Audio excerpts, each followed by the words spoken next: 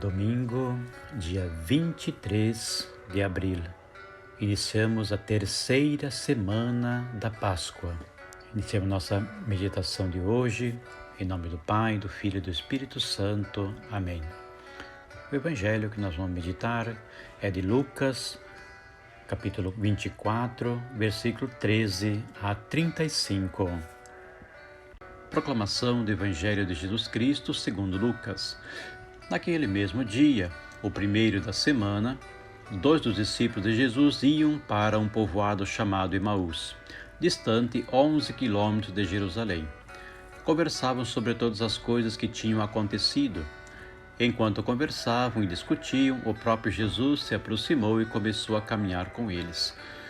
Os discípulos, porém, estavam como que cegos e não o reconheceram. Então Jesus perguntou: "O que ides conversando pelo caminho?" Eles pararam com o rosto triste, e um deles, chamado Cleofas, lhe disse: "Tu és o único peregrino em Jerusalém que não sabe o que lá aconteceu nesses últimos dias?" Ele perguntou: "O que foi?" Os discípulos responderam: "O que aconteceu com Jesus, o Nazareno, que foi um profeta poderoso em obras e palavras diante de Deus e diante de todo o povo. Nossos sumos sacerdotes e nossos chefes o entregaram para ser condenado à morte e o crucificaram. Nós esperávamos que ele fosse libertar Israel, mas apesar de tudo isso, já faz 3 dias que todas essas coisas aconteceram.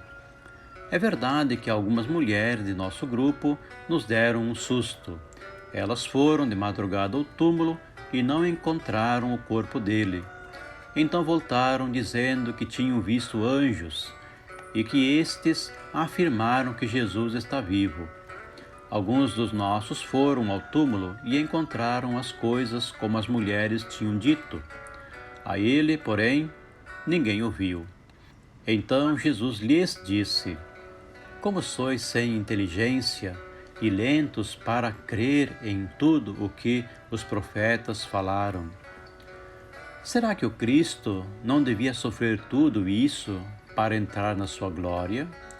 E começando por Moisés e passando pelos profetas, explicava aos discípulos todas as passagens da Escritura que falavam a respeito dele. Quando chegaram perto do povoado para onde iam, Jesus fez de conta que ia mais adiante. Eles, porém, insistiram com Jesus, dizendo: "Fica conosco, pois já é tarde e a noite vem chegando." Jesus entrou para ficar com eles. Quando se sentou à mesa com eles, tomou o pão, abençoou-o, partiu-o e lhes distribuía. Nisso os olhos dos discípulos se abriram e eles reconheceram Jesus. Jesus, porém, desapareceu da frente deles. Então, um disse ao outro: "Não estava ardendo nosso coração quando ele nos falava pelo caminho e nos explicava a Escritura?" Naquela mesma hora, eles se levantaram e voltaram para Jerusalém, onde encontraram os 11 reunidos com os outros, e estes confirmaram: "Realmente o Senhor ressuscitou e apareceu a Simão." Então os dois contaram o que tinha acontecido no caminho e como tinham reconhecido Jesus ao partir o pão. Palavra da salvação, glória a vós, Senhor. Meditemos um instante este evangelho que acabamos de ouvir. Jesus ressuscitado só aparece aos que já o conheciam e tinham condições de reconhecer seus gestos e palavras. No mesmo dia da ressurreição, Jesus percorre longo caminho com os discípulos de Emaús e se interessa por suas preocupações, dores e alegrias. Dá resposta a seus anseios, citando as Escrituras. É a palavra de Deus que ilumina a caminhada dos homens e mulheres de todos os tempos. O insistente convite dos discípulos para o peregrino ficar com eles dá ocasião para Jesus se revelar claramente ao partir o pão.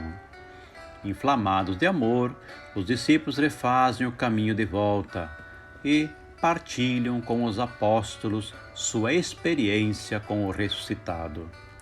Da comunhão com Deus brota a autêntica missão.